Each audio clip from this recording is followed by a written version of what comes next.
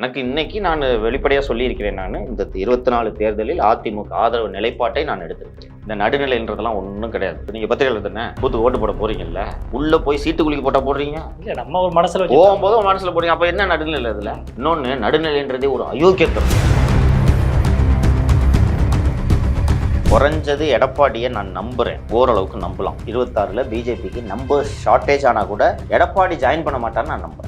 உங்களுக்கு 4 மந்திரி பதவி தரேன்னு சொன்னா கூட இவர் சப்போர்ட் பண்ண மாட்டாரு, ஷார்ட்டேஜ் ஆனாலும் சப்போர்ட் பண்ண மாட்டார்னு நான் நம்புறேன். திமுக பத்தி சிறுபான்மையினர் மக்கள் அப்படி உத்தரவாதம் கொடுக்க முடியுமா?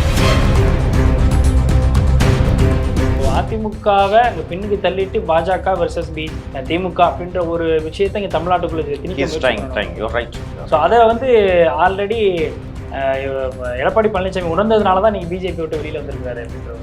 அதை உணர்றதுக்கு கொஞ்சோண்டு பொது அறிவு இருந்தாலே போதும். இந்த பொது அறிவு பாட்டாளி மக்கள் கட்சியினருக்கு இல்லாமல் போனது தான் எனக்கு தோணுது. நீங்கள் தான் சொல்லணும் சரியா இல்லையா. ஏடிஎம்கே இஸ் ஒரு ஸ்ட்ராங் பார்ட்டி அப்படின்றது தெரியுது. இன்னைக்கு கூட்டணிக்கு வரமாட்டேன்னு புடிவாதம் பிடிக்கிறது யாரு? அதிமுக தான். யாரு அதுல? எடப்பாடி பழனிசாமி. சரியா? ஸோ எடப்பாடி பழனிசாமியை மட்டும் தூக்கி போட்டுட்டு பன்னீர்செல்வத்தை பொதுச் செயலாளர் ஆகிட்டா எலெக்ஷன் முடியும். பொதுச் செயலாளர் இருக்கும் தான் இவ்வளோ பேச்சு பேசிட்டு இருக்கேன். 12% வச்சுக்கோங்க சிறுபான்மையினர் வாக்கு. 12%ல் 0.001% கூட ஏடிஎம்கேக்கு போயிருக்காது 21ல். கரெக்டுங்களா? அது 12% இருந்துச்சுன்னா நான் ஜெயிச்சிடலான்றதை இவர் நம்புறாரு. ஸோ அந்த 12%க்காக தான் கூட்டணி முடிச்சாருன்னா சரியா? இப்போ எலெக்ஷன் முடிஞ்ச உடனே பிஜேபிக்கு ஆதரவு தரேன்னு சொன்னா 12% மட்டும் இல்லை, இன்னொரு 10% சேர்த்து பிடுங்கிட்டு போகும். ஓகேவா? இன்னொன்று, வார்த்தை தவறிய துரோகியாக அவர் அடையாளம் காணப்படும். ஸ்டாலின் வந்து என்ன பெரிய கொள்கை குன்றா, போதை மேட்டரில் மாப்பிள்ளைய தூக்குறோன்னு சொன்னால் ஸ்டாலின் மாப்பிள்ளையை தூக்கி 1 வருஷம் திகாரில் வை, கூட்டணி கிடையாது, எனக்கு சிறுபான்மையினர் தான் முக்கியம்னு சொல்லுவாரா? இல்லை, அப்படி ஸ்ட்ராங்காக இருக்க மாட்டாரு.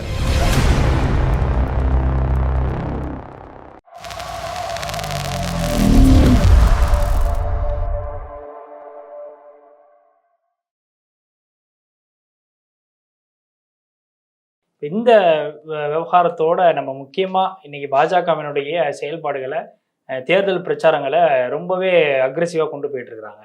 அதில் குறிப்பாக பிரதமர் மோடி கிட்டத்தட்ட ஏற்கனவே 5 தடவை வந்துட்டு போயிட்டாரு, 5 ஊர்களில் பேசிட்டாரு பிரச்சார மேடைகளில். இப்போ மீண்டும் வந்து 4 நாள் சுற்றுப்பயணமாக வர்றாரு. 9, 10, 13, 14 4 நாள் 40 வேட்பாளர்களையும் ஆதரிச்சு, பாஜக கூட்டணியில் இருக்கக்கூடிய 40 வேட்பாளர்களையும் ஆதரிச்சு பிரச்சாரத்தை மேற்கொள்கிறாரு. ரொம்ப ப்ரிஃபரன்ஸ் கொடுக்குறாரு தமிழ்நாட்டுக்கு. என்ன ஏதாவது வாங்கிடலாம், இல்லை இங்கேருந்து பாஜகலேருந்து ஏதாவது 1-2 எம்பியை கொண்டு போயிடலாம்னு நினைக்கிறாரா? கீழே நான் ஃப்ராங்காக சொல்கிறேன், உள்ளபடி எனக்கு புரியல. ஏன்னா ஃபஸ்ட்டு ஃபேஸு தமிழ்நாட்டுக்கு மட்டும் நடக்கலை. யூபியில் ஒரு 8 சீட்டுக்கு நடக்குது, வெஸ்ட் பெங்கால் ஒரு 3 சீட்டுக்கு நடக்குது. பட் நம்பர்ஸ் குறைய. ராஜஸ்தானில் ஒரு 12 சீட்டு.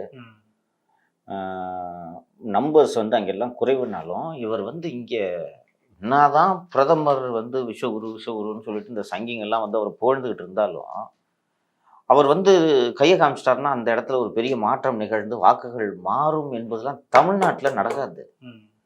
நார்த்தில் அதுக்கான இம்பேக்ட் இவர் போன இடம், ரோட் ஷோ நடத்தின இடங்கள் எல்லாம் வாக்குகள் அதிகரிச்சிருக்கிறத நம்ம ரிசல்ட்ஸில் பார்க்க முடியுது. அசம்பிளி எலெக்ஷன்ஸ்லாம் இதை பார்க்க முடியும். பட் இங்கே இந்த கச்சத்தை விவகாரமாகட்டும், இந்த பேச்சுகளாக இருக்கட்டும், திருப்பி 5 வாட்டி வர்றதில்ல. உள்ளபடியே சொல்கிறேன், எனக்கு புரியல. இங்கே பெரிய அளவில் இவர்கள் தாக்கத்தை ஏற்படுத்துவதற்கான வாய்ப்புகள் மிக மிக குறைவு. அப்படி இருக்கும்போது ஒய் ஹீஸ் டூயிங் திஸ், என்ன ஸ்டேக்ஸ் அப்படின்ட்டு தெரியல. இல்லை ஒருவேளை வந்து என்ன தமிழ்நாட்டில் ஜெயிக்க முடியாது, தமிழ்நாட்டில் தாமரம் மலராதுன்னா சொல்கிறீங்க, நான் மலர் வச்சு காட்டுறேன் பாருன்னு ஒரு ஈகோக்காக வர்றாரான்றதும் எனக்கு புரியல. இதை விடுங்க, தனி இது. இப்போ இது பிரச்சாரத்துக்குன்னு வர்றாரு. இதுக்கு முன்னாடி ஒரே மாதத்தை 3 வாட்டி வந்துட்டு போயிட்டாரு. இல்லை, இப்போ தமிழ்நாட்டினுடைய இந்த இமேஜை வந்து கொஞ்சம் பில்டு பண்ணி அண்ணாமலை ஏதோ அங்கே சொல்லியிருக்கிறாரா, இல்லை மிகைப்படுத்தி ஏதாவது? அண்ணாமலை இது மாதிரி ஏகப்பட்டது சொல்லியிருந்தாரு, அது பூரா பொய்ன்றதை கண்டுபிடிச்சதுனால தான் அண்ணாமலையை நிற்க வச்சாங்க. அண்ணாமலைக்கு அவரே சொன்னார்ல, எனக்கு இதில் போட்டிடுற ஐடியா இல்லைன்னு சொன்னார். அவருக்கு அசம்பிளி கால்குலேட் பண்ணிட்டு இருந்தாரு. சொன்னல தம்பி 18% வந்துச்சுன்னு போய் நில்லுன்ட்டாங்க. அவங்களுக்கும் தெரியும். அண்ட் பர்டிகுலர்லி ஏடிஎம்கே பிடிச்சி கூட்டணிக்கு வான்ட்டு மிரட்டிக்கிட்டு இருந்ததுக்கு காரணமும் இல்லைன்னா என்ன நிலைமைன்றது தெரியும். ஸோ ஒருவேளை நான் வந்ததுனால இங்கே ஒரு மாற்றம்ன்ட்டு தனிப்பட்ட முறையில், ஹீஸ் அ ஹைலி ஈகோசென்ட்ரிக் பர்சன், அது எல்லாருக்கும் தெரியும். தனிப்பட்ட முறையில் நான் வந்து இதை சேஞ்ச் பண்ணி காட்டுறேன் பாரு, என் கூட கூட்டணி வைக்க மாட்டேன்னு சொன்னால ஏடிஎம்கே உனக்கு சரியான பாடத்தை போட்டுறேன் பாருன்னு நினைச்சு வர்றாரான்றது கூட எனக்கு உள்ளபடியே புரியவில்லை.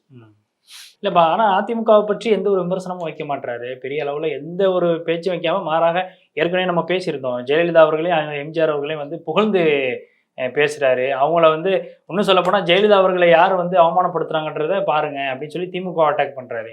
இப்போ ஜெயலலிதாவையும் எம்ஜிஆரையும் வந்து திமுக அட்டாக் பண்றதுக்கு யூஸ் பண்ணிக்கிறாரு. பிளஸ் அதிமுகவை விமர்சனம் பண்றாரு. இப்போ எதிர்த்தரப்புல இங்க இன்னொரு பர்சன் இருக்கிறாங்கன்றத பிரதமர் மோடி அவர்கள் வந்து அதை கான்சென்ட்ரேட் பண்ணக்கூடாதுன்னு நினைக்கிறாரா, இல்ல திமுக வர்சஸ் பிஜேபி அப்படின்ற ஒரு கோணத்தை கொண்டு போகணும்னு முயற்சி பண்றாரா? எனக்கு ஒன்று தோணுது, நீங்க தான் சொல்லணும் சரியா இல்லையான்னு. ஏடிஎம்கே இஸ் ஒரு ஸ்ட்ராங் பார்ட்டி அப்படின்றது தெரியுது. இன்னைக்கு கூட்டணிக்கு வரமாட்டேன்னு புடிவாதம் பிடிக்கிறது யாரு? அதிமுக தான். அதிமுக தான். யாரு அதுல? எடப்பாடி பழனிசாமி. சரியா? ஸோ எடப்பாடி பழனிசாமியை மட்டும் தூக்கி போட்டுட்டு பன்னீர்செல்வத்தை பொதுச் செயலாளர் ஆகிட்டா, இப்போ எம்ஜிஆரையும் ஜெயலலிதாவையும் திட்டிட்டு நாளைக்கு ஏடிஎம்கே கபலீகரம் பண்ணானா அன்னைக்கு ஜெல் ஆகாதுல்ல, கார்டர் சேர்த்துக்க மாட்டாங்க.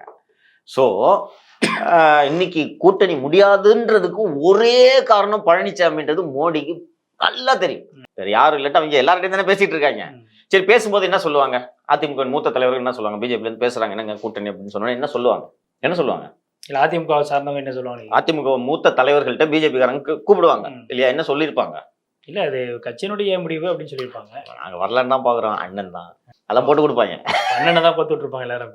அது இயல்பு, ஒரு பழக்க வழக்கம், ஃப்ரெண்ட்ஷிப்புக்காக எல்லாரும் கூட பேசிட்டு இருப்பாங்க. அப்ப இந்த மாதிரி கேஷுவலா பேசும்போது இல்லங்க நாங்களும் வரலாம் தான், இது ஒரு சமாதானத்துக்காக சொல்ற ஒரு இதுதான். வரலாம் தாங்க நினைச்சோம், அண்ணன் தான் புடிவாதமா இருக்காருன்ட்டு ஏதாவது சொல்லியிருப்பாங்க. ஓ, இப்ப இந்த தானே காரணம். இப்ப நான் இந்த அதிமுக வாக்குகளை நான் வாங்குறேன். எலெக்ஷன் முடியட்டும், பொதுச் செயலாளர் இருக்கும் தான் இவ்வளவு பேச்சு பேசிட்டு இருக்க, தூக்கி போட்டுட்டு. இன்னொன்னு, அதிமுகவை பின்னுக்கு தள்ளணுன்றதுல மோடி கீணுன்னு நான் பாக்குறேன். இல்ல அப்ப அதைத்தான் சார் சொல்றேன். இப்போ அதிமுகவை அங்க பின்னுக்கு தள்ளிட்டு பாஜக வர்சஸ் திமுக அப்படின்ற ஒரு விஷயத்த இங்க தமிழ்நாட்டுக்குள்ள அதை வந்து ஆல்ரெடி எடப்பாடி பழனிசாமி உணர்ந்ததுனாலதான் நீங்க பிஜேபி விட்டு வெளியில வந்திருக்காரு அப்படின்ற ஒரு செய்தியை தானே பார்க்க முடியுது. அதை உணர்றதுக்கு கொஞ்சோண்டு பொது அறிவு இருந்தாலே போதும் கிலோ. அந்த பொது அறிவு பாட்டாளி மக்கள் கட்சியினருக்கு இல்லாமல் போனதுதான் எனக்கு வருத்தம். பிஜேபியோட கூட்டணி வச்ச ஒரு கட்சி விளங்கியிருக்கா, அழிச்சிருவாங்க. பார்த்துருப்பீங்க, நிதிஷ்குமாரோட கூட்டணி வச்சு அவர் கட்சியிலேருந்தே ஆளுநர் தூக்குனாங்களா. இன்னைக்கு காலத்தின் கோலம் திருப்பி போய் ஒரு மனு சட்டிக்குள்ள கவுந்துட்டார் அவரு. கட்சியை காப்பாத்தணுங்கிறதுக்காக சிவசேனா என்னையாச்சு? பிஜேபியோட தீவிர இந்துத்துவ கட்சி அது. பிச்சு போட்டுட்டாங்க இல்லையா? அதனால கரெக்டா தான் இது பண்ணிருக்கு. அது மட்டும் இல்லாம கிலோ, நீங்க சொல்றதை விட கட்சி இது பண்ணிடுவாங்கன்றதெல்லாம் தாண்டி 21ல தோத்ததுக்கு முக்கிய காரணம் பிஜேபின்றதை எடப்பாடி உணர்ந்துட்டார். சரி, 21ல தான் தோத்தேன், திருப்பி 26ல தோப்பேன். சரி, 26ல தோக்க கூடாது, அதுக்கு 24ல சேர்ந்து போட்டிட்டு 5-6 எம்பிலாம் ஜெயிச்சுட்டு இது பிஜேபிகளை ஜெயிக்க வச்சுட்டு திமுக பண்ணுவாங்கல்ல, 5 வருஷம் வாஜ்பாய் கவர்மெண்ட்ல இருந்துட்டு 2004 ஜனவரியில மதவாத கட்சி வெளியேறுகிறோம் அப்படின்னு போனாங்கல்ல, அது மாதிரி எடப்பாடி பண்றானா ஜனங்க நம்புவாங்களா? இப்பவே வந்து கள்ள கூட்டணி தான் திமுக விமர்சனம் பண்றாங்க. நம்புவாங்களா? மாட்டாங்க இல்லையா? அதனாலையும் ஒரு நம்பிக்கை பெற வேண்டும் என்ற அடிப்படையிலும் நிச்சயமா 26ல பிஜேபி இல்லை. ரொம்ப முக்கியமான பாயிண்ட் இது. அதனால மக்கள் மனசுல உட்காரணும், குறிப்பாக சிறுபான்மையினர் மனசுல போய் உட்காரணும். அதுக்கு வந்து இந்த 1.5 வருஷம் 2 வருஷம் கியூரிட்டி பீரியட் வேணுங்க. நம்பணும், அவரோட பெர்ஃபார்மன்ஸை பார்க்கணும். இப்ப நிறைய பேர் சொல்றாங்க, அவர் திருப்பி இன்னைக்கு கூட டிடி நெக்ஸ்ட் தந்தி பேட்டியில இது பிரிண்ட்ல அவர் சொல்லியிருக்காரு, இந்த பாருங்க நாங்க கூட்டணி தர்மத்தை அது ஓரளவுக்கு ஃபேர் தான் நான் சொல்றேன். புரியுதா? இன்னொன்னு, இவர் பண்ணவும் முடியாது. சிஏஏ கொடுங்கோல் சட்டம் அப்படின்னு பேசினா பார்லிமெண்ட்ல வந்து மூடிட்டு தானே இருந்தான்னு கேட்பாங்க. கரெக்டா? வேறு என்ன, இந்த ட்ரிபிள் தலாக்கு அப்போ நீ வாய் மூட்டை தானே இருந்த பார்லிமெண்ட்ல இப்போ கேள்வி வரும். அதான் அவர் என்ன சொல்றாருன்னா, கூட இருந்துகிட்டே இந்த மாதிரி பேசுறதுன்றது கூட்டணி தர்மத்துக்கு அழகல்ல. இப்போ வெளியில இதுக்கு மேல ஏதாவது அவங்க சொல்லட்டும், சிறுபான்மையினருக்கு எதிராக ஏதாவது பண்ணட்டும், நாங்க நிக்கிறோம் அப்படின்றாரு. அது இன் a way it is fair also இல்ல. கொஞ்சம் கொஞ்சமா இன்ஜெக்ட் பண்ணிக்கிட்டே இருக்காரு அப்படின்றத கரெக்டா புரிஞ்சுக்கிட்டேன். சரியா? நானும் அப்படித்தான் பாக்குறேன். இப்போ ட்ரிபிள் தலாக்கு தவறுன்னு இன்னைக்கு எடப்பாடி மேடையில பேசுறாரு. என்ன சொல்லுவீங்க? நீங்க என்ன சொல்லுவீங்க? நிச்சயமா அப்ப வந்து நீங்க பாராளுமன்றத்துல வாய் மூடி இருந்துட்டு இப்போ ட்ரிபிள் தலாக்கு தவறுன்னு சொன்னா இப்படி ஏத்துக்க முடியும் தான் கேட்பேன். சிஏ விவகாரத்திலையும் அந்த மாதிரி விமர்சனம் இப்போ எதிர்த்து கூட சொல்லியிருக்கிறாங்க. இது அன்வர் ராஜா எடுத்து பேசினான்றதை பதிவு பண்ணிட்டாங்க. 370 எடுத்துக்கங்க, என்ஐஏ அமெண்ட்மெண்ட் எடுத்துக்கங்க. எப்படி டிஃபெண்ட் பண்ணுவீங்க? அதாச்சும் ஓட்டு வேற போட்டிருக்கீங்க, எப்படி பேச முடியும்? Demonetisation demonetisation. ஆமா, டிமானிட்டைசேஷன். அப்ப ஜெயலலிதா உயிரோட இருந்தாங்களா? டிமானிட்டைசேஷன் ஹாஸ்பிட்டல் இருந்தாங்க. ஹாஸ்பிட்டல் இருந்தப்ப தானே கார்டன்ல இருந்து துட்டு எடுத்தது போய் மாட்டிட்டு உட்காந்துருக்காங்க. மறக்க முடியல. யோசிச்சு பாருங்க, புரட்சி தலைவி, அம்மா, அன்பு சகோதரின்லாம் எல்லாம் சொல்லிட்டு இருந்தோமா, ஹாஸ்பிட்டல் படுத்துனுக்கு போய் துட்ட மாத்திட்டு இருந்தாங்க. பஸ் ஜெயலலிதா இறந்தது என்னைக்கு? 2016 டேட் டிசம்பர் 5.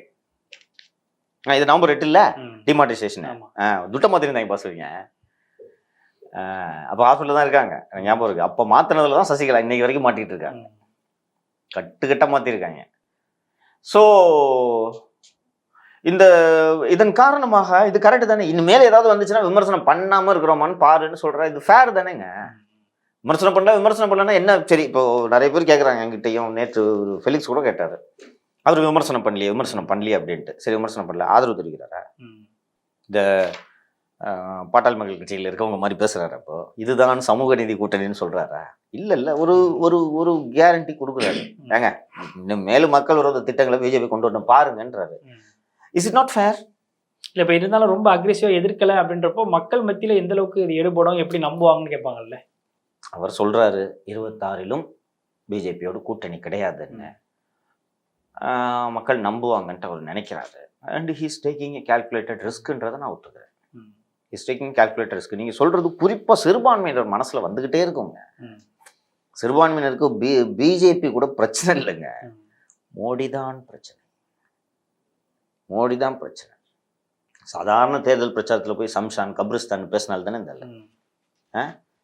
இதெல்லாம் நடக்கிறதுக்கெல்லாம் அவர் தான் காரணம். அமைதியாக வேடிக்கை பார்த்துட்டு தானே இருக்காரு. அவரு தான் பிரச்சனை. அவரு நீங்கள் விமர்சனம் பண்ணலன்றதை முஸ்லீம் நிச்சயம் யோசிப்பாங்கன்னு நான் நினைக்கிறேன். But at the same time சிறுபான்மை சமூகத்தினர் ஒன்றை சிந்தித்து பார்க்க வேண்டும். குறைஞ்சது எடப்பாடியை நான் நம்புகிறேன், ஓரளவுக்கு நம்பலாம். 26ல் பிஜேபிக்கு நம்பர் ஷார்ட்டேஜ் ஆனால் கூட எடப்பாடி ஜாயின் பண்ண மாட்டான்னு நான் நம்புகிறேன். இன்னொன்று, ஏன்னா அவரோட இலக்கே 26 மனசுல வச்சுதான் கட்டி விட்றாரு. இப்போ இல்லைங்க, ஒரு 10 MP ஷார்ட்டேஜா, நாங்க வெளியில இருந்து அப்படி லைட்டா ஆதரவுன்னு சொன்னா என்ன ஆகும்? அது மக்கள் மத்தியில அதுக்கு நீங்க கூட்டணி முறிக்காம இருந்திருக்கலாம். கரெக்டுங்களா? நான் நம்புறேன். உங்களுக்கு 4 மந்திரி பதவி தர்றேன்னு சொன்னா கூட இவர் சப்போர்ட் பண்ண மாட்டாரு, ஷார்ட்டேஜ் ஆனாலும் சப்போர்ட் பண்ண மாட்டாருன்னு நான் நம்புறேன். திமுக பத்தி சிறுபான்மையின் மக்கள் அப்படி உத்தரவாதம் கொடுக்க முடியுமா? நிச்சயமா அது 2 பார்ட்டிக்குமே வந்து நான் சொல்றேன், ஏடிஎம்கேக்கு அது வராதுன்றேன். என்னன்னா, நீங்க எடப்பாடி என்கிட்ட ஃபோன் பண்ணி, இல்ல தம்பி நான் 26ல போக மாட்டேன் அப்படின்ட்டுலாம் என்கிட்ட சொல்லல. சும்மா வெளி தோற்றத்தை வச்சே லாஜிக்கு பார்ப்போம். அப்பவே நான் உங்களுக்கு முன்னாடி கொஞ்ச நேரத்துக்கு முன்னாடி சொன்னேன், அவரோட எய்ம் 26. நீங்களே தான் சொல்றீங்க 21ல தோத்ததுக்கு பிஜேபி கூட்டணி ஒரு முக்கியமான நீங்க சொன்ன மாதிரி அந்த 12, 13, 15% ஓட்டு வந்திருந்துச்சுன்னா ஜெயிச்சிருப்பாங்க. இல்ல 3 தானே, அதை அவர் உணர்ந்திருக்காரு இல்லைங்களா? சுத்தமா போச்சு. 47 திமுக 47.5, இவங்க 43 இருந்தாங்க. You are right. சோ அப்போ இந்த 12% சிறுபான்மை வாக்குகளுக்காகத்தான் இவர் 26 மனதில் வைத்துத்தான் கூட்டணியை முறிக்கிறார். இன்னொன்னு, கூட்டணி முறிக்கிறதுக்கு ஒரு சில காலகட்டம் இருக்கணும்னு நினைக்கிறார். 20 MP ஷார்ட்டேஜ் வருது. ஏடிஎம்கே கிட்ட 20 MP இருக்கு, ஒரு வாதத்துக்கு வச்சுக்கோங்க. இப்படி ஒரு சுச்சுவேஷன் திங்க் பண்ணி பாருங்க. வெளியில இருந்து ஆதரவு அப்படின்னு முடிவெடுத்துட்டார். இல்லைன்னா உள்ள ஒரு MOS இல்லைன்னா ஒரு கேபினெட்டை வாங்கிட்டு ஆதரவுன்னு சொல்லிட்டாங்க. 26 என்ன ஆகும்? 26 நிச்சயமா வாய்ப்பு எடுக்கத்தான் செய்வார். கூட்டணி வேற வழியே இல்லை. ஒன்ஸ் மந்திரி சபையில் பார்ட்டிசிபேட் பண்ணீங்கன்னா நீங்க 26 அவங்க கூட தான் கூட்டணி. அப்ப 21 ரிசல்ட் ரிப்பீட் ஆகாது? ஆகுமா ஆகாதா? நிச்சயமா பாசிபிலிட்டி தான். அப்படி திமுக இன்னும் அக்ரெசிவா பிரச்சாரம் ஆரம்பிப்பாங்க. நான் அன்னைக்கே சொன்னேன்ல அப்படின்னு ஆரம்பிப்பாங்க. அப்படி ஆச்சுன்னா அப்படி அந்த மாதிரி ஆகுன்றது அவருக்கும் தெரியும். இன்னும் ஒரு 5 வருஷமாங்க இதே மாதிரி திண்ணையில உட்காந்துட்டு இருப்பாரு. இன்னொன்னு, கைக்கு அதிகாரம் வரலன்னா இந்த புரட்சி தமிழர்லாம் மறந்துட்டு கட்சிக்காரனே பிஜேபி கூட பேச ஆரம்பிச்சிடும். அவருக்கு எப்பவுமே பன்னீர்செல்வம் என்ற பலாப்பழம் தலைக்கு மேல் தொங்கி கொண்டிருக்கிறது என்பது அவருக்கு நன்றாக தெரியும். பலாப்பழம் தலையில் விழுந்தா என்ன ஆகும்? வலிக்காது. இதெல்லாம் யோசிச்சுதான் ஹி இஸ் டூயிங். ஓகேவா? நான் உறுதியா சொல்றேன் இது.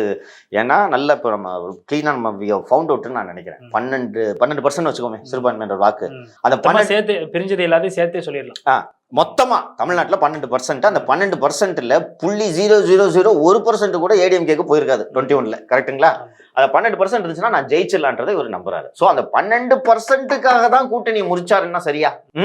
இப்போ எலெக்ஷன் முடிஞ்ச உடனே பிஜேபிக்கு ஆதரவு தரேன்னு சொன்னா 12% மட்டும் இல்ல, இன்னொரு 10% சேர்த்து புடுங்கிட்டு போகும். ஓகேவா? இன்னொன்னு, வார்த்தை தவறிய துரோகியாக அவர் அடையாளம் காணப்படுவார். கரெக்டுங்களா? சிறுபான்மையினர் ஓரமா வைங்க. என்ன மாதிரி ஆட்கள் நான் எனக்கு இன்னைக்கு நான் வெளிப்படையா சொல்லி இருக்கிறேன். நான் இந்த 24 தேர்தலில் அதிமுக ஆதரவு நிலைப்பாட்டை நான் எடுத்திருக்கிறேன். இந்த நடுநிலைன்றதெல்லாம் ஒன்றும் கிடையாது. இப்போ நீங்கள் ஒரு நீங்கள் பத்திரிகையாளர் தானே, பூத்துக்கு ஓட்டு போட போறீங்கல்ல, உள்ள போய் சீட்டு குலுக்கி போட்டா போடுறீங்க, இல்ல நம்ம ஒரு மனசுல போகும்போது மனசுல போடுறீங்க. அப்ப என்ன நடுநிலை அதுல? இன்னொன்னு, நடுநிலைன்றதே ஒரு அயோக்கியத்தனம்.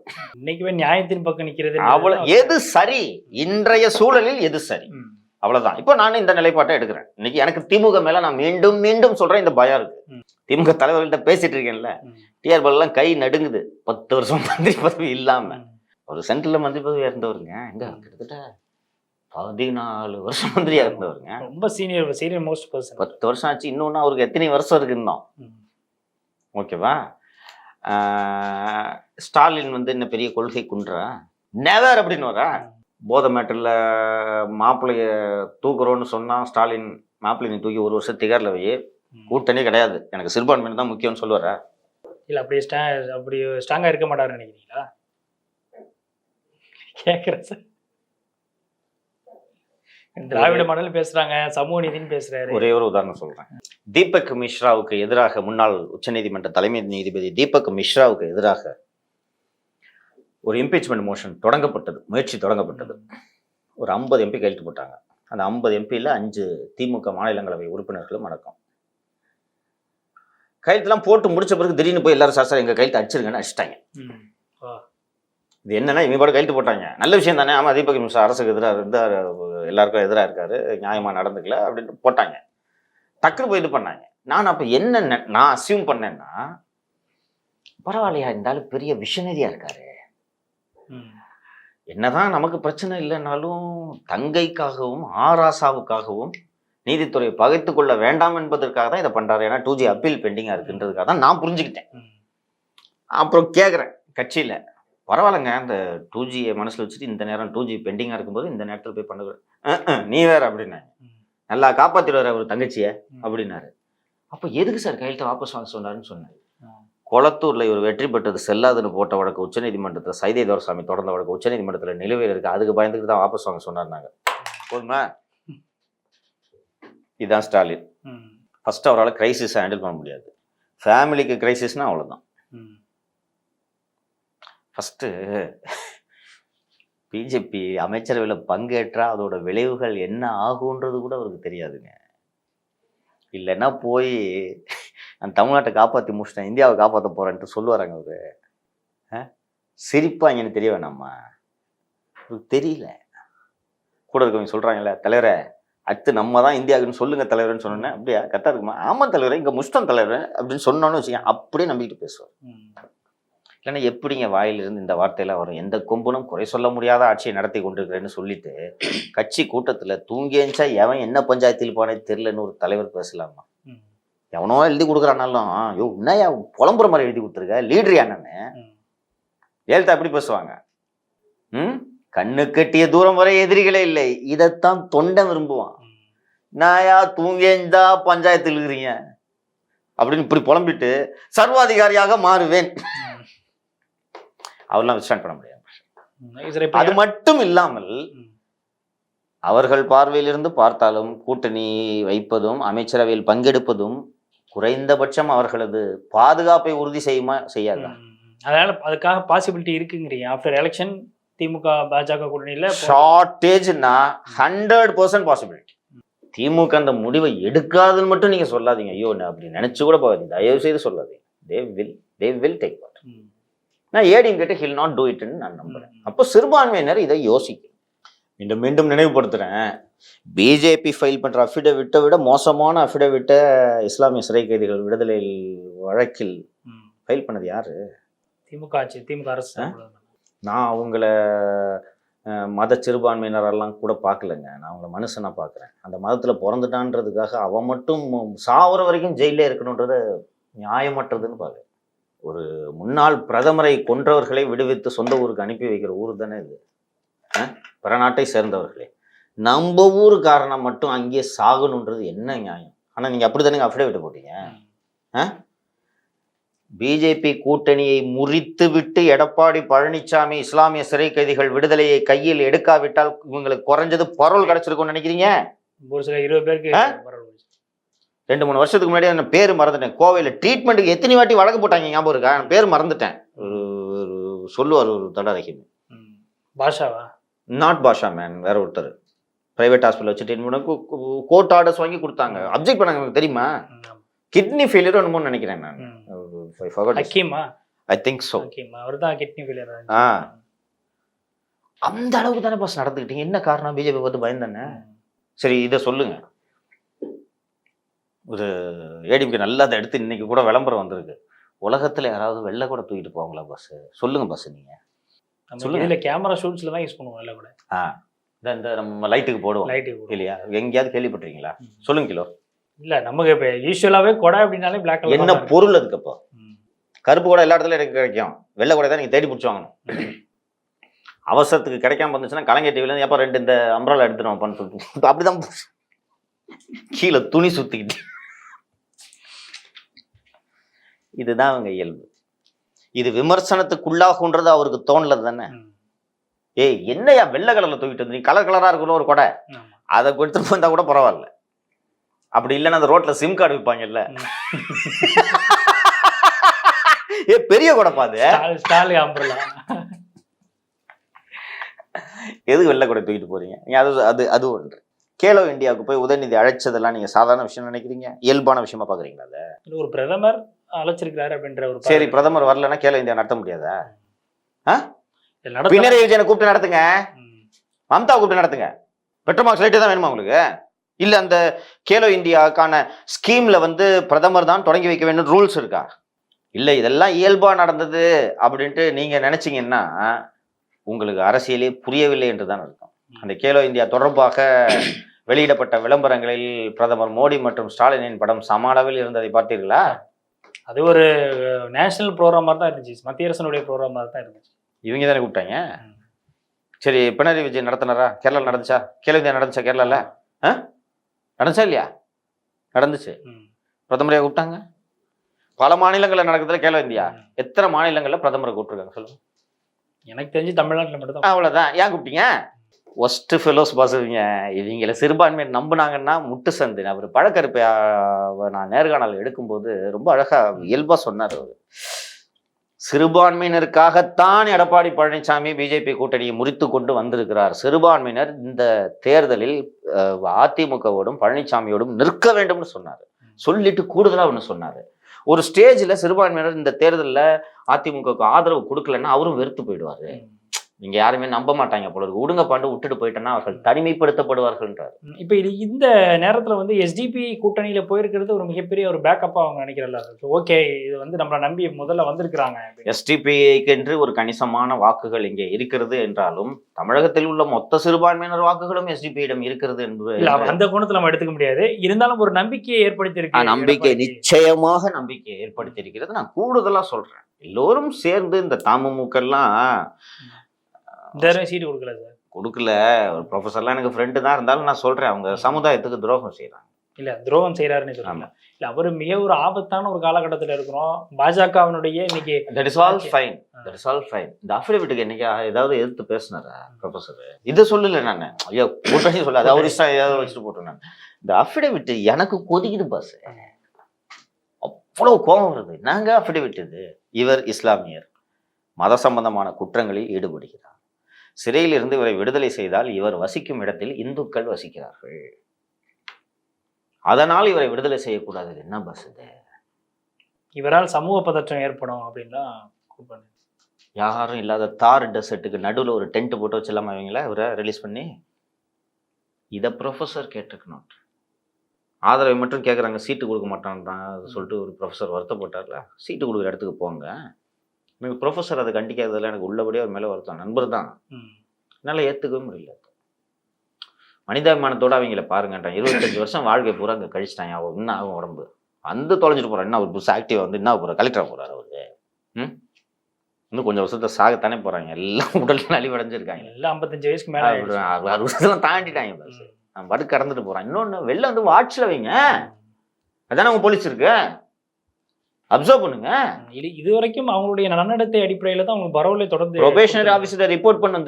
தெரியும்ல எங்க ஓடி போட போறாங்க. அப்படி அவங்க அதை மீறி அவங்க ஓடி போனாங்கன்னா நீங்க உங்களுக்கு போலீஸ் நடத்துக்கு துப்புலன்னு அர்த்தம். அப்ப இவ்வளவு சிஸ்டம் இருக்கு. அவங்களும் எங்களை நீங்க கண்காணிக்க கூடாதுன்னு சொல்றாங்க. யோ வெளில விடுங்க, நீ சொல்ற இடத்துல இருக்கேன் வெளில விடியா செய்துன்னு தான் சொல்றாங்க. அதுக்கு போய் நீங்க இப்படி அபிடவிட் போடுறீங்க. நீங்க சிறுபான்மையினர் காவலரா? பிஜேபி அரசு கூட இந்த விஷயத்தில் மனிதாபிமானத்தோடு நடந்து கொண்டிருக்கும் என்று நான் எண்ணுகிறேன். நான் பிஜேபி கவர்மெண்ட் அஃபிடேட் மாதிரி தானே இருந்துச்சு அது. அதனால எனக்கு உங்க மேலாம் நம்பிக்கை இல்லை. ஒரு பழக்கம் பேசுறது இட்ஸ் வெரி இம்பார்ட்டன்ட் பாயிண்ட்னு நான் பார்க்குறேன். இப்போ எடப்பாடி பழனிசாமி அவர்களுடைய அந்த பொலிட்டிக்கல் ஸ்ட்ராட்டஜியை வந்து என்னால் யூகிக்க முடியலன்னு சொல்லி பிரசாந்த் கிஷோர் வந்து சொல்லியிருக்கிறாரு. இது வந்து முக்கியமாக நோட்டபுளாக பார்க்கப்படுது. ஏன்னா அவருடைய ஸ்ட்ராட்டஜியே என்னால் யூகிக்க முடியல அப்படின்றப்போ அவர் சாதாரணமாக குறைச்சி மதிப்பிட முடியாது, அவர் ஏன்னா கீழேருந்து வந்தவர் மேலே அப்படின்னு சொல்லி பேசியிருக்கிறாரு. ஃபர்ஸ்ட் திங், பிரசாந்த் கிஷோர்லாம் ஒரு ஓவர் ரேட்டட் ஸ்ட்ராட்டஜிஸ்ட். ஒரு முன்னாள் பிரதமர், முன்னாள் அமைச்சர் சொல்றது மாதிரி அவரோட கருத்தை சீரியஸாக எடுத்துக்கிட்டு வந்து ஃபர்ஸ்ட் பிரசாந்த் கிஷோரை பற்றி கேள்வி எல்லாம் கேட்காதீங்க. நான் சொல்கிறேன், எனக்கு நல்லா பர்சனலாக தெரியும். திமுக எவ்வளோ சொன்னார் தெரியுமா? அவர் 21 எவ்வளோ சொன்னார் சொல்லுங்க? பிரசாந்த் கிஷோர் வேலை பார்த்தாரு அவங்களுக்கு எவ்வளோ சொன்னார் சொல்லுங்க? ப்ரொஜெக்ஷன் இப்போ 180 சொன்னாரோ, 200+ சொன்னார். பார்டரை தப்பிச்சிட்டு வந்தாங்க. இன்னும் அனலிஸ்ட் அவர். ஃபர்ஸ்ட் எனக்கு இதெல்லாம் கேட்டால் கோவம் வருது. ஃபர்ஸ்ட் மக்கள் இன்டெலிஜென்ட். நீனா ஒரு ரூம்ல உட்காந்து கம்ப்யூட்டர் வச்சுக்கிட்டு இப்படி போகுது அப்படி போகுதுன்னு சொல்றது. அவர் பிரசாந்த் கிஷோர் சொன்னாலும் சொல்லனாலும் he is damn intelligent. He shoot சிம்பிளா. நான் அந்த இப்போத விஷயங்களை எல்லாம் விட்டு விடுங்க. வெள்ள மண்டியில் வியாபாரம் செய்து கொண்டிருந்த ஒரு நபர் எம்ஜிஆர் மற்றும் ஜெயலலிதா ஆகிய ஆளுமைகள் கட்டி ஆண்ட ஒரு கட்சியை கட்டியாளும் நிலைமைக்கு வந்திருப்பதே ஒரு சாதனை. சாதாரணமா நினைக்காதீங்க. இந்த பொலிட்டிஷியன்ஸ், அதுவும் ஏடிஎம்கே பொலிட்டிஷியன்ஸ் இருக்காங்களே, இங்க பேசிக்கிட்டு அந்த பக்கம் பின்னாடி கை கோத்துட்டு வேற ஒரு பேரம் பேசிட்டு இருப்பாங்க. It is natural. Most of the politicians will do this. இவங்களெல்லாம் கட்டி இன்னொன்னு அந்த ஜெய ஜானகி சண்டை சமயத்தில் ஆகட்டும், இந்த தர்மயுத்தம் சமயத்தில் ஆகட்டும், என்னென்ன பேச்சு மாற்றி மாற்றி பேசிக்கிட்டாங்க. ஞாபகம் இருக்கா? எடப்பாடி ஆட்சி மாதிரி ஊழல் ஆட்சியே கிடையாதுன்னு ஒரு பன்னீர் பேட்டி கொடுத்தாரு. ஞாபகம் இருக்கா? அப்ப துணை முதல்வர் அவர். ஆமா, இல்ல துணை முதல்வர் தர்மயுத்த சமயத்துல பேசினாரு. அப்புறம் போய் துணை முதல்வர் சேர்ந்துக்கிட்டாரு. இதெல்லாம் பண்ணது ஒரு சாமர்த்தியம் தானேங்க. யோசிச்சு பாருங்க. நீங்க கோவத்தூர்லேருந்து ஆரம்பிக்க பஸ் காலில் விழுந்து முதல்வர் பதவி வாங்கி கட்சியை கன்சால்டேட் பண்ணி ஒரு ஸ்டேஜில் இங்கே தங்க தமிழ்ச்செல்லாம் வெளியில் போனோடனே மைனாரிட்டி ஆட்சி ஆச்சு. அன்னைக்கு வந்து நம்பிக்கையில்லா தீர்மானம் கொண்டு தானே காலி. ஆமாம், ரைட்டா? எல்லாரும் 2019 எம்பி தேர்தலை நோக்கி வேக வேகமாக ஓடிக்கொண்டிருந்த போது இவரது கவனம் முழுக்க 22 சட்டப்பேரவை தேர்தல்களில் மட்டும்தானே இருந்தது. எல்லாரும் ஃபோக்கஸ் அங்கே தான் இருந்துச்சு. நம்ம ஃபோக்கஸ் அங்கே தான் இருந்துச்சு. அந்த 22 பெருசா காதல கூட நம்ம வாங்கல, தெரியுமா? இடைத்தேர்தல் நடக்குதுன்னா அது ஒரு பக்கம் நடந்து அது பாட்டு நடந்திருக்கும். இன்னொன்று, எந்தெந்த தொகுதிகளுக்கு இடைத்தேர்தல் கூட நம்ம பெருசா காதல வாங்கிக்கல. இங்க என்னப்பா எப்படிப்பா பிஜேபி எப்படியாவது தோக்கடிக்கணும்ப்பா, ஏடிஎம்கே தோக்கடிக்கணும், இப்படிதான் நினைச்சுக்கிட்டு இருந்தான். இவர் கவனம் எங்க இருந்துச்சு? 22 பை எலெக்ஷன்ல தான். பை எலெக்ஷன் அதுல ஜெயிச்சோடனே ஆட்சிக்கு ஆபத்துல. இன்னும் சொல்ல போனா யாரு பெட்டர் ஸ்ட்ராட்டஜிஷியன்றதுக்கு இது ஒரு உதாரணம். ஸ்டாலின் அன்னைக்கு 22 கவனம் செலுத்திருக்கோம். கவனம் செலுத்தி 20 அடிச்சா அன்னைக்கு சிஎம் ஆகுது. ஆமா, சிஎம் ஆன பிறகு பாத்துங்க. சரி, இப்போ ஒரு எத்தனை 20 போட்டிட்டாங்களா போனாடி திமுக? 19, 23, 24 உதயசூரியன் சின்னத்துல 20. ஓகேவா? சரி, 20 எம்பி டெல்லி அனுப்பிச்சு 5 வருஷத்துல என்ன சாதிச்சிட்டீங்க? 2019 சிஎம் ஆயிருந்தா ஆகாதது ஒரு வகையில நல்லது. ஏன்னா 19 சிஎம் ஆயிருந்தா ஒரு ஸ்டாலின் சிஎம் ஆகுற வரைக்கும் தான் ஸ்டாலின் வாராரு விடியல தராருன்னு நினைச்சிட்டு இருந்தா. வந்த உடனே ஒரு பவுஸ் தெரிஞ்சு போச்சு. இப்ப 19 ஒரு வேளை சிஎம் ஆயிருந்தா 21 வாஷ் அவுட் எடப்பாடி சிஎம் ஆயிருப்பார். சரியா? இல்ல ஸ்ட்ராட்டஜி சொல்றேன். ஜெயிக்கிறாரு, ஆட்சிக்கு மெஜாரிட்டி வந்துருச்சு, சமாளிக்கிறாரு. அண்டு என்னதான் பன்னீர்செல்வம் துணை முதல்வராகி வந்து பக்கத்துல உட்கார்ந்தாலும் பன்னீர்செல்வம் என்றைக்குமே ஆபத்து என்பதை அவர் உணர்ந்திருப்பார். இல்லைன்னா எலெக்ஷன் நெருக்கத்துல ஜூலை ஆர் ஆகஸ்ட் 2020 சமயத்துல எல்லாம் யார் முதல்வர் வேட்பாளர்னு போஸ்டர்கள் திடீரென முளைத்தது நினைவிருக்கிறதா? அக்டோபர் 2020 யாரை எதிர்பார்க்காம வெற்றி நடை போடும் தமிழகம் இவர் பாட்டு கிளம்புனார். ஞாபகம் இருக்கா? அந்த நேரத்துல பன்னீர்செல்வம் முதல்வர் வேட்பாளரை பத்தி பேசிட்டு இருந்தார். கரெக்டுங்களா? அதெல்லாம் பண்ணி முடிச்சுட்டு 66 seat. It was really impressive number. ஓகேவா? அதுக்கப்புறம் சமயம் பார்த்து வெயிட் பண்ணிட்டு இருந்துட்டு பிப்ரவரி 2023, அதுக்கு முன்னாடி பொதுக்குழு ஜூன் 2022 இல்லையா? எத்தனை வழக்கு! He step by step he won each case. நினைவு இருக்கா? ஒரு நீதிபதி ஓய்வு பெற்றுட்டாரா இருக்காரான்னு தெரியல, இருக்கலாம். என்ன விடிகாத்தால 5 மணிக்கு திருப்பி கொடுத்தாரு. ஞாபகம் இருக்கா? பொதுக்குழு வழக்குல யோ நாளைக்கு வாங்கயான்னு சொல்லாம இது என்ன உயிர் போற வழக்கா? காலை 10 மணிக்கு பொதுக்குழு நடத்தலாம். தீர்மானம் ஏற்றக்கூடாதுன்னா எங்க போய் பொதுக்குள்ள சோறு திட்டு போறது? பொதுக்குழுவே தீர்மானம் அப்புறம் இப்போ எங்க காலைல டிஃபன் இவன் பொங்கல் போட்டு கிண்டி வச்சிருப்பாங்க, பொங்கலை தின்ட்டு தூங்குறதுக்காக போறாங்க ஸ்ரீவாரி மண்டபத்துக்கு. இல்லை எடப்பாடி பழனிசாமி 60ஆம் கல்யாணமா? பொதுக்குழு நடத்தலாம், தீர்மானம் போடக்கூடாது. அதையும் மீறி பொதுக்குழு போட்டு உச்சநீதிமன்றத்துக்கு எத்தனை வழக்கு. அப்புறம் தேர்தல் ஆணையம் இன்னைக்கு அவர் யாருங்க அசைக்க முடியும்? எல்லாமே இவருக்கு சாதகமா மாறிடுச்சு ஸ்டெப் பை ஸ்டெப். இது எளிதா பண்ணிருக்க முடியுமா? ஒரு மூத்த அதிமுக தலைவர் என்கிட்ட சொன்னாரு, நேரடியாக கேட்டேன், நீங்க ஏன் சார் பூச்சல ட்ரை பண்ணலன்னு கேட்டேன். கேட்டேன், சும்மா 1 to 1 தானே பேசுறோம். நான் ஃப்ராங்கா சொல்றேன் சார், என்னால இதை பண்ணிருக்க முடியாது சார். கட்சி இன்னைக்கு இப்படி இருக்குன்னா அண்ணன் தான் சார் காரணம். என்னால பண்ண முடியாது சார், ஏன்னா என்னோட இன்ஃப்ளூயன்ஸ் லிமிட்டடு. இன்னொன்று எனக்கு இவ்வளோ எதுவும் முடியாது. அவர் ரொம்ப முக்கியமானவர்னு வச்சுக்க, அண்ணன் தான் சார் காரணம். கட்சி இன்னைக்கு இப்படி இருக்குன்னா முழு கிரெடிட்டும் அண்ணனுக்கு தான் சார் அப்படின்னாரு. அதுக்கப்புறம் இந்த டைம்ல என்ன நீங்க பார்த்தீங்கன்னா தெரியும், பொதுக்குழு முடிந்தா தமிழ் மனுஷனை தேர்ந்தெடுக்கிறாங்களா, பன்னீரை நீக்கிறாங்களா, அதுக்கப்புறம் இந்த அது தொடர்பான வழக்குகள் வருதா, வழக்குகள் ஒன்றொன்றாக வெற்றி பெறுகிறாரா, வெற்றி பெற்று முடிஞ்ச உடனே தேர்தல் ஆணையத்தில் போய் இதெல்லாம் பத்திரமா பதிவு செய்கிறாரா, தேர்தல் ஆணையம் இவர் தான் பொதுச் செயலாளர், இவர் தான் இதுன்னு சொல்லுதா, எல்லாம் முடிஞ்ச பிறகு அந்த தம்பி கூட்டணி போதும் கிளம்புகின்றாரா. see the timeline. இல்ல யாரு இவருக்கு எதிராக சதி பண்ணாங்கன்ற விஷயத்த கொஞ்சம் கொஞ்சமா அனலைஸ் பண்ணியிருக்காரு, ஒவ்வொரு ஸ்டெப் பை ஸ்டெப்பா பண்ணி தான் ஒவ்வொரு ஸ்டெப்பையும் எடுத்து வச்சிருக்காரு அப்படின்றதுல புரிஞ்சுக்கலாமா? ஏன்னா அவர் பேட்டியில சொல்லும்போது கூட, நான் ஆட்சியில இருக்கும் பொழுது எனக்கு எதிராக வேலை பார்த்தவங்க யாருன்றது எனக்கு தெரியும், கூட இருந்துகிட்டே துரோக வேலை பார்த்தாங்கன்னு சொல்லி அவர் திரும்ப நிறையால கேட்கிறாரு, யாருன்னு சொல்லுங்க அப்படின்னு. 5 ஓபிஎஸ்கள்ல நிக்கிறாங்கல்ல, அதுல ஒருத்தர் தான் சொல்லி பேசுறாரு. இதெல்லாம் வந்து ஒரு ஸ்ட்ராங்கான ஒரு மெசேஜா தான் பார்க்க முடியுது. ஸ்டெப்பையும் காலி பண்ணி விட்டார்ல, ஏங்க டக்கர் அடிச்சு பாக்குறாங்க. ஓபிஎஸ் கட்சியில பலாப்பழத்தை தூக்க வச்சார் பாத்தீங்களா, சுயேட்சை தானே அன்னைக்கு அவரு. கடைசி நாள் வரைக்கும் வந்து இரட்டை இலை சின்னத்துக்காக கேட்டுட்டு இருந்தேன். அவரு கேட்டுட்டு போட்டோம், வேணா செடியில இருந்து 2 இலையை பிச்சுட்டு சுத்துன்னு, எல்லாம் வேப்ப இலையா பார்த்துட்டு சுத்து. இது உங்களுக்கு ஒரு இது இன்னொரு ஆங்கிள் பார்ப்போம். இதை பழனிசாமியோட இடத்துல ஸ்டாலின் இருக்காரு, இதை செஞ்சிருப்பாரு. யாரு செஞ்சிருப்பாரு? பழனிசாமியோட இடத்துல தமிழகத்துல இன்னைக்கு யாரு இதை அச்சீவ் பண்ணிருக்க முடியும்? 2017 இருந்து நான் ஆரம்பிக்கிறேன். மேபி டிடிவி தினகரன் கூட அந்த வாய்ப்பு இருந்திருக்கு. he failed. அவர் ட்ரை பண்ணலையா? பண்ணாரு. அவர் போய் எங்க பிஜேபியில பஞ்சாயத்து பண்றது கூப்பிட்டாரு. அப்பவே எப்போ ஒரு 2 ஆண்டுகளுக்கு முன்பு என்று நினைக்கிறேன், டெல்லிக்கு போறாரு. போய் பேசின உடனே சரிங்க வரேன்ட்டாரு, சேர்த்துங்க அவருன்னு சொல்லும்போது முடியாது போயாரு, ஞாபகம் இருக்கா? அப்ப செட்டில் ஆகல கட்சி, ஞாபகம் இருக்கா? அப்புறம் இன்னொன்னு, இந்த கட்சி பஞ்சாயத்து செட்டில் ஆகாத சமயத்துல தானேங்க 70 சீட்டு கேட்ட பிஜேபி 20 சீட்ல முடக்கினாரு. இது ஸ்கில்லு, அவர் திறமையால் இந்த இடத்துக்கு வந்திருக்கிறாருன்றேன்.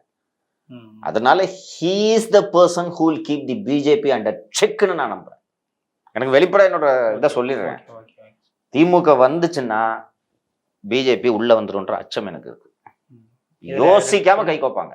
இந்த ஆஃப்டர் 24 சொல்றீங்க எலெக்ஷன்ஸ் பிறகு யோசிக்காம கை கோப்பாங்க. ஒன்ஸ் இன்கேஸ் மினிஸ்ட்ரியில பார்ட்டிசிபேட் பண்ணும் திமுகன்றதை நான் நம்புறேன்.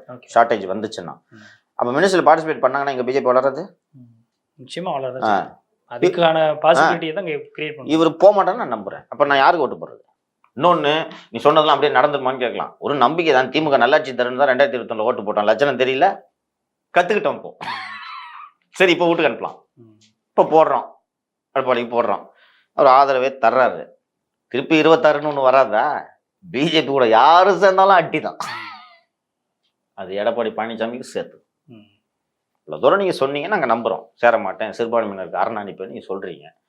அரண் முரண்லாம் கிடையாது, நான் போகிறேங்க, ஆதரவு தெரிகிறேன்னு சொன்னேன். 26ல் சொல்லி முடிச்சிடுவேன், அவ்வளோதான். 26ல் தோத்தார்னா அவர் இந்த புரட்சி தமிழர் பட்டத்தெல்லாம் தூக்கி ஓரமாக வச்சுட்டு கட்சி இருக்காது அவர்கிட்ட. ஓகே சார், பல்வேறு கேள்விகளுக்கு ரொம்ப தெளிவாக பதில் சொன்னீங்க. என்னுடைய சேனலுக்கு நேர்காணல் தெரிவிக்கிறாரு.